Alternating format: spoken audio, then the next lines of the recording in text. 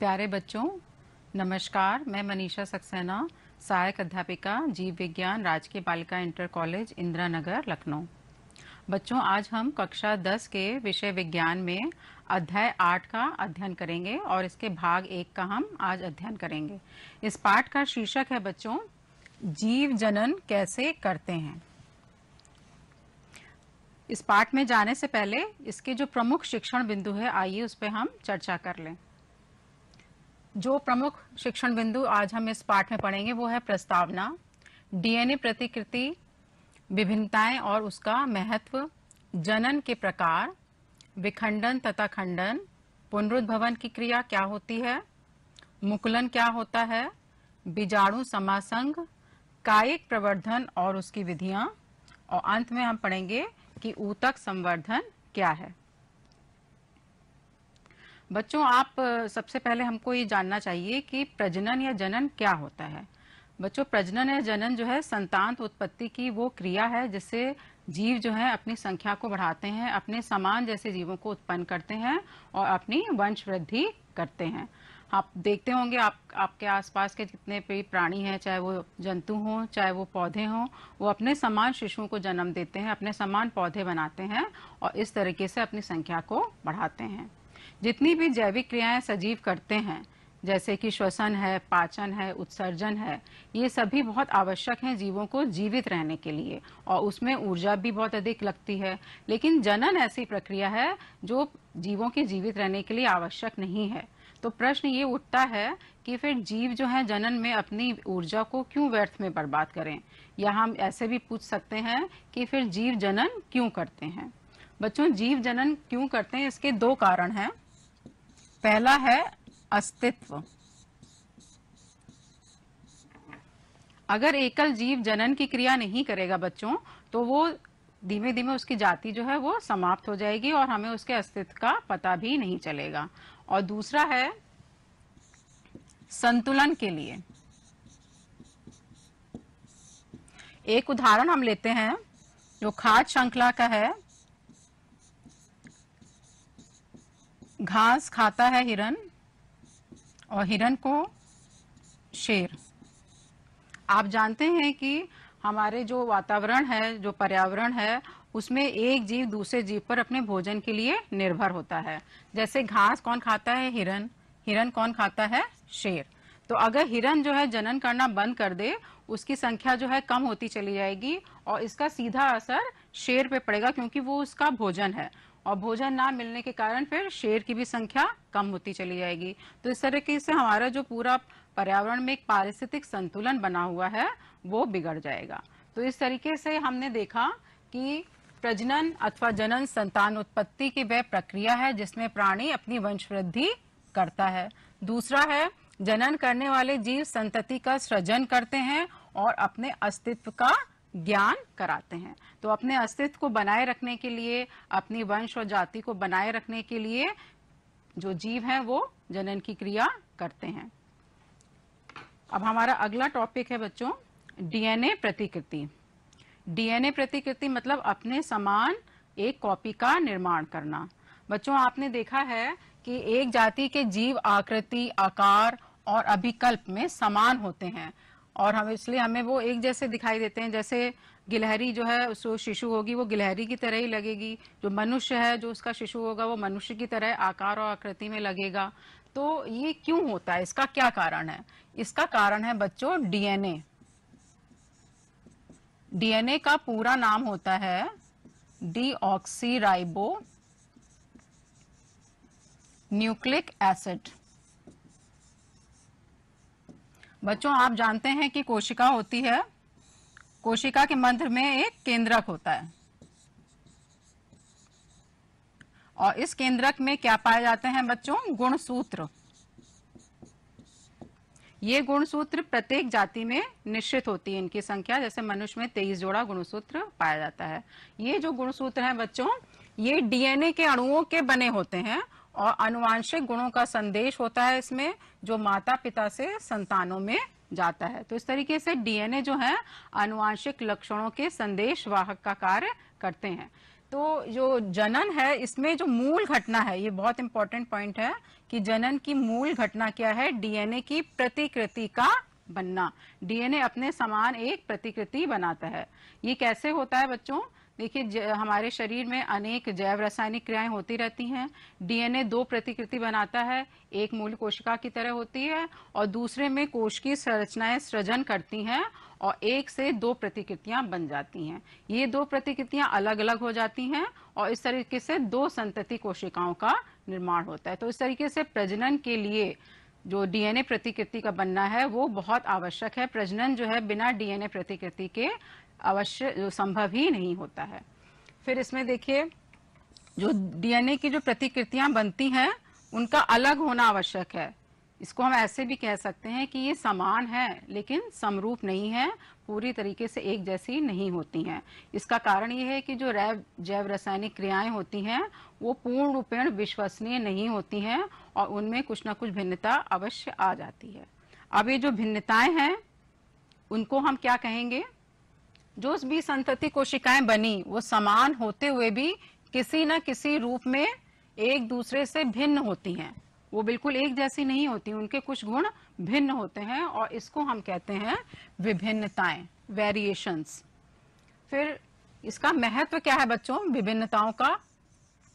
इसका महत्व है कि विभिन्नताएं जैव विकास का आधार हैं। अभी जो आपने आगे पुरानी कक्षाओं में पढ़ा होगा जैव विकास के लैमार्क और डार्विन के सिद्धांत, उसमें उन्होंने स्पष्ट कहा है कि जैव विकास का आधार विभिन्नताएं हैं। यानी कि जो नई जातियों की उत्पत्ति होती है वो विभिन्नताओं के कारण ही होती है। और दूसरा है विभिन्नताएं स्पेशीज की उत्तरजीविता बनाए रखने में उपयोगी हैं। उत्तरजीविता का मतलब होता है बच्चों सर्वाइवल, जीवित रहने की क्षमता। विभिन्नताएं जो हैं वो उत्तरजीविता के लिए भी बहुत अधिक आवश्यक है। इसको हम देखिए एक उदाहरण से समझ सकते हैं।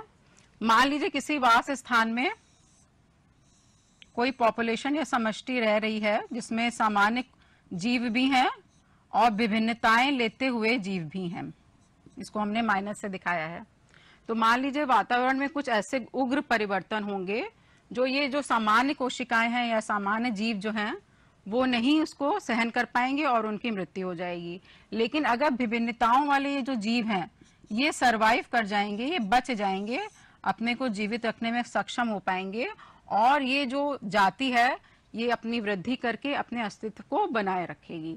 आपकी किताब में एक बहुत अच्छा उदाहरण दिया है कि शीतोष्ण जल में पाए जाने वाले जीवाणु ग्लोबल वार्मिंग के कारण अधिकांशतः मर जाते हैं, लेकिन अगर उसमें से भी कुछ जीव ऐसे हों जिसमें ऊष्मा प्रतिरोधक क्षमता हो, ऐसे म्यूटेंट हो, तो वो अपना जीवित रहेंगे और अपनी वृद्धि करके उस जाति के अस्तित्व को बनाए रखेंगे। तो इस तरीके से विभिन्नताएं जो हैं नई जातियों की उत्पत्तियों के लिए अति आवश्यक हैं और स्पेशीज की या जातियों की उत्तरजीविता के लिए भी उपयोगी होती हैं। बच्चों अब हम पढ़ेंगे कि जनन के प्रकार क्या होते हैं। जनन बच्चों दो प्रकार का है, अलैंगिक जनन और लैंगिक जनन। इस भाग में हम अधिकतर अलैंगिक जनन के विषय में पढ़ेंगे। अलैंगिक जनन बच्चों क्या होता है? एकल जीवों के प्रजनन में एक जीव भाग लेता है। इसमें केवल एक जीव भाग लेता है, यानी नर और मादा युग्मक इसमें भाग नहीं लेते हैं। और समसूत्री विभाजन के द्वारा नए जीव उत्पन्न होते हैं। नर व मादा युग्मकों का निर्माण नहीं होता, जो मैंने अभी आपको बताया। और जो जीव उत्पन्न होते हैं वो पैतृक जीव के समान होते हैं, बिल्कुल जो जनन कोशिकाएं हैं जो उनके माता पिता की तरह जो होती हैं वो उन्हीं की तरह बिल्कुल समान गुण वाले होते हैं। फिर है अलैंगिक जनन की विधियां जो हम लोग इस भाग में पढ़ेंगे। विखंडन तथा खंडन, पुनरुद्भवन, मुकुलन, बीजाणु समासंग, कायिक परिवर्धन और अंत में ऊतक परिवर्धन। आइए हम लोग एक एक करके इसका अध्ययन करते हैं। पहला है बच्चों विखंडन। विखंडन कोशिकाओं का दो या दो से अधिक भागों में विभाजन विखंडन कहलाता है। जब कोशिका दो या दो से अधिक भागों में विखंडित हो जाती है तो इसको हम विखंडन कहते हैं। ये बच्चों दो प्रकार का हो सकता है। अगर कोशिका जो है वो दो भागों में विभाजित होती है तो इसको हम द्विखंडन कहते हैं। और अगर ये बहुत सारे भागों में खंडित हो जाती, टूट जाती है तो इसको हम बहुखंडन कहते हैं। इसका देखिए उदाहरण है अमीबा का, द्विखंडन का उदाहरण है अमीबा में। इसमें देखिए अमीबा जो है, इसमें पहले इसका जो ये केंद्रक है ये खिंचता है, लंबा होता है और इसमें विभाजन होता है। यहाँ पे देखिए केंद्रक जो है दो भागों में विभाजित हो गया। फिर इसके बाद जो कोशिका द्रव है ये भी विभाजित होता है और इस तरीके से हमें एक अमीबा से दो अमीबा प्राप्त हो जाते हैं। तो ये किसका उदाहरण हुआ बच्चों? द्विखंडन का। अब है बहुखंडन, ये प्लाज्मोडियम में होता है। देखिए इसमें बहुत सारे खंडित भाग हैं, बहुत, एक कोशिका जो है वो बहुत सारे भागों में खंडित हो जाती है और जो अलग अलग इसके जो खंड हैं वो एक नया जीव बना लेंगे। फिर है सरल बहुकोश के जीवों के टुकड़ों में खंडित होकर कुछ प्राणी नया जीव बना लेते हैं। इसका उदाहरण है स्पायरोगायरा और इसको हम कहते हैं खंडन। जैसे ये स्पायरोगायरा के तंतु हैं, ये देखिए इसमें दो भाग हो गए, इसमें कई कोशिकाएं भी होंगी और ये अलग अलग जो भाग हैं, जो इसके अलग अलग खंड हैं, ये नया जीव बना लेंगे। तो इस तरीके से विखंडन में ये द्विखंडन और बहुखंडन, इसमें अमीबा उदाहरण है और प्लाज्मोडियम उदाहरण है, और ये जो आपका ये खंडन है इसमें स्पायरोगायरा इसका उदाहरण है। अब आगे हम बढ़ते हैं। दूसरा जो इसका अलैंगिक जनन की विधि है वो है पुनरुद्भवन। बच्चों, पूर्ण विकसित जीवों में कभी कभी कोई कारणवश अपने कायिक भाग से नए जीव की निर्माण की क्षमता को पुनरुद्भवन कहते हैं। इसका उदाहरण है ये प्लेनेरिया। देखिए इसमें क्या होता है, प्लेनेरिया का जैसे कई हिस्सों में इसका शरीर टूट गया तो प्रत्येक जो इसका हिस्सा है, जो प्रत्येक खंड है, उससे नया जीव बन जाता है। जैसे यहाँ पे 3 खंड हुए तो प्रत्येक से देखिए नया जीव, इस तरह से एक प्लेनेरिया से जो है 3 जीव हमें प्राप्त हो गए। बच्चों, ये जो पुनरुद्भवन की क्रिया है बहुत ही व्यवस्थित और क्रमबद्ध तरीके से होती है और विशेष प्रकार की कोशिकाओं से होती है और इस प्रक्रिया को हम परिवर्धन कहते हैं। अब अगला जो अलैंगिक जनन की विधि है वो है मुकुलन। जीव के शरीर में किसी भाग पर एक बल्ब जैसी संरचना मुकुल बन जाती है, एक उभार हो जाता है जो पैतृक जीव से अलग होकर पूर्ण विकसित जीव बन जाता है और इसका उदाहरण है ईस्ट और हाइड्रा। ये देखिए हाइड्रा का उदाहरण है। इसमें देखिए ये हाइड्रा के शरीर पर एक उभार जैसी संरचना हो गई है, इसको हम क्या कहते हैं? मुकुल। और ये इससे पूरा जीव बन जाएगा, जिसको अगर आप कट करके अलग कर देंगी तो ये एक नया जीव में परिवर्तित हो जाता है। तो इस प्रक्रिया को हम कहते हैं मुकुलन। इसमें मुकुल या बड का बनना आवश्यक होता है। नेक्स्ट है बच्चों बीजाणु समासंग। इसमें देखिए सरल बहुकोश के जीवों में विशिष्ट जनन संरचनाएं पाई जाती हैं जिन्हें बीजाणु कहते हैं, और चूंकि ये समूह में पाई जाती हैं इसलिए हम इसको कहते हैं बीजाणु समासंग। बच्चों, आपने देखा होगा कि बारिश के दिनों में ब्रेड या रोटी पे हरे रंग के पदार्थ जम जाता है। वो पदार्थ किसका होता है? राइजोपस एक कवक होता है, उसका होता है, उसका ये कवक जाल होता है जो तंतु के रूप में होता है। देखिए इस चित्र में दिखाया गया है कि राइजोपस में बीजाणु समासंग कैसे होता है। तो ये तंतु जो है ये कैप्सूल नुमा संरचना बनाते हैं जिसको हम कहते हैं बीजाणु धानी। इसकी जो परत है ऊपर की वो बहुत मोटी होती है और इसके अंदर छोटे छोटे बीजाणु गोल संरचनाएं बनते हैं।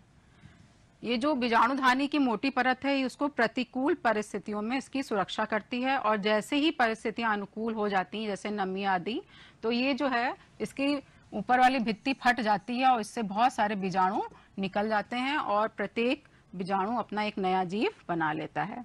तो इस तरीके से बीजाणु समासंग भी जो है एक अलैंगिक जनन की विधि है।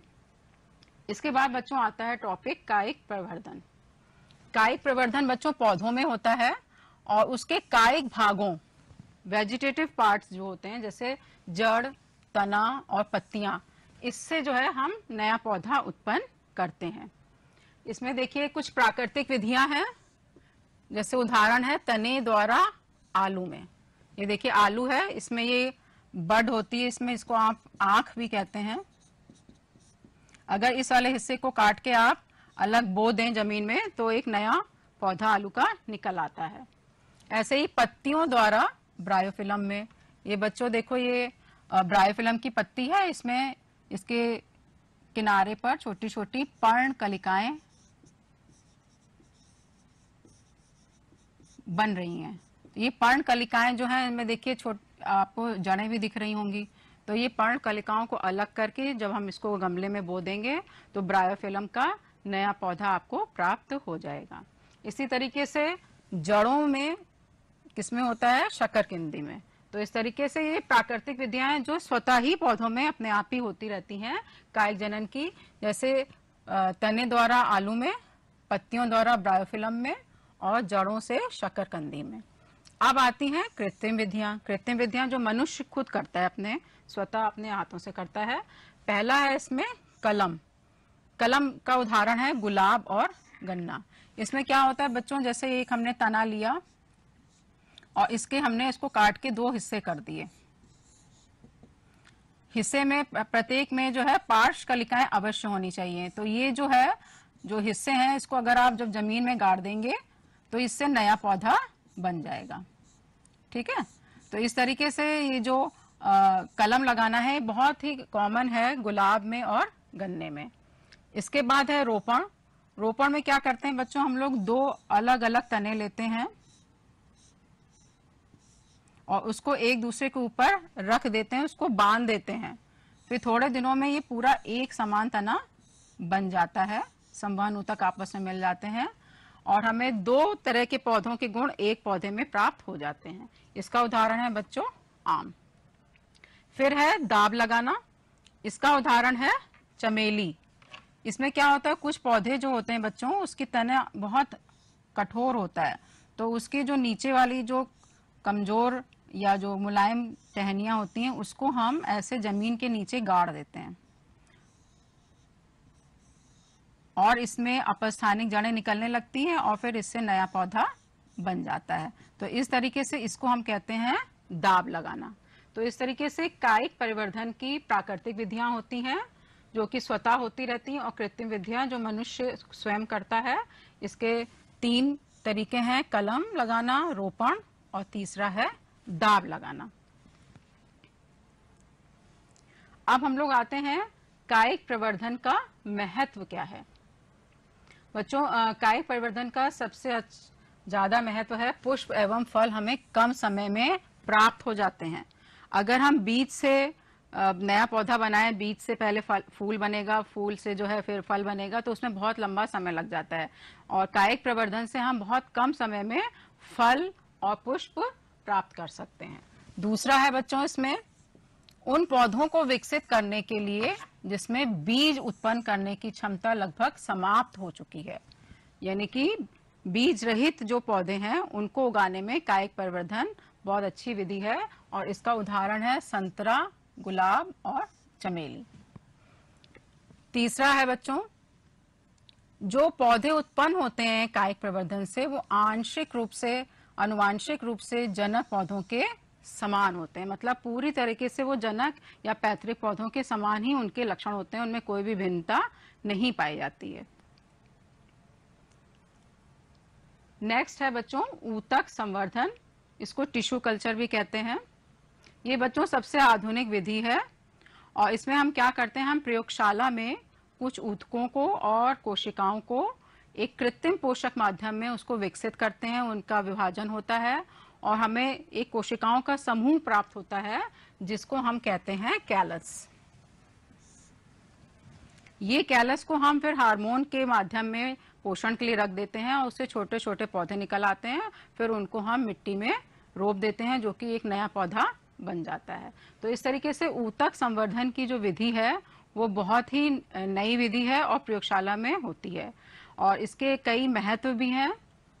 पहला महत्व है कि एकल पौधे से अनेक पौधे संक्रमण मुक्त परिस्थितियों में उत्पन्न किए जा सकते हैं। एक पौधे से हम अनेक पौधे बना सकते हैं इस विधि के द्वारा। दूसरा, सजावटी पौधे के संवर्धन में, जैसे ऑर्किड्स में जो सजावटी पौधे हैं जो हम अपने बगीचे में लगाते हैं उनको भी हम ऊतक संवर्धन की विधि से बना सकते हैं। इसके अलावा बच्चों जैसे दूसरे भौगोलिक क्षेत्र के जो पौधे हैं उनको हम प्रयोगशाला में एक नियंत्रित तापमान या वातावरण और पोषक माध्यम देखकर उनको हम कहीं भी उसको उत्पन्न कर सकते हैं। जैसे पहाड़ों पे जो पाए जाते हैं पौधे, उनको हम मैदानी क्षेत्रों में भी उगा सकते हैं इस माध्यम से, और इसको कहते हैं ऊतक संवर्धन। तो बच्चों, आज हम लोग ने क्या क्या पढ़ा? आज हम लोग ने पढ़ा कि जीव जनन क्यों करते हैं, डीएनए प्रतिकृति क्या होती है, विभिन्नताओं का महत्व क्या होता है, और अलैंगिक जनन और लैंगिक जनन क्या है। अलैंगिक जनन के विभिन्न विधियां कौन सी हैं, जिसमें हमने पढ़ा कि विखंडन, द्विखंडन, बहुखंडन, मुकुलन, पुनरुद्भवन, और अंत में हमने पढ़ा कि कायिक प्रवर्धन क्या होता है और ऊतक संवर्धन क्या होता है। अब आपको जो है इसके गृह कार्य दे रही हूँ। गृह कार्य में आप लोग ये प्रश्न अवश्य कर लीजिएगा अपनी कॉपी में। पहला प्रश्न है, डीएनए प्रतिकृति का प्रजनन में क्या महत्व है? आपको बताया है कि डीएनए प्रतिकृति का बनना प्रजनन की एक मूल घटना है, तो इसके बारे में आपको बताना होगा। बीजाणु द्वारा जनन से जीव कैसे लाभान्वित होते हैं? बीजाणु समासंघ है, उसमें जो है जीव उससे कैसे लाभान्वित होते हैं, क्या लाभ है उसके? आपको बताया था कि अनुकूल परिस्थितियां आएंगी तो वो अपना नया जीव बना लेगा, उसकी दीवार जो फट जाती है, लेकिन प्रतिकूल परिस्थितियों में वो उसके अंदर सुरक्षित रहता है। तीसरा है, कायिक परिवर्धन की विभिन्न विधियों का सचित्र उल्लेख करिए। जो उसकी विभिन्न विधियां हैं, आपको प्राकृतिक विधियां और कृत्रिम विधियां, उसको आप चित्र सहित अपनी कॉपी में बनाना है। चौथा है, अलैंगिक तथा लैंगिक जनन में क्या अंतर है? मोटा मोटा अंतर आपको पता ही है कि अलैंगिक जनन में जो है एकल जीव के द्वारा जनन होता है, नर और मादा युग्मक इसमें भाग नहीं लेते हैं, लेकिन जो लैंगिक जनन है उसमें नर और युग्मक भाग लेते हैं, निषेचन की क्रिया भी होती है। प्रश्न 5, अलैंगिक जनन की विभिन्न विधियों के नाम लिखिए जो हमने इस पाठ में पढ़े हैं। तो इस तरह से बच्चों, आपको आशा है ये जो हमारा अध्याय 8 है, जीव जनन कैसे करते हैं, उसका भाग 1 अच्छी तरीके से समझ में आ गया होगा।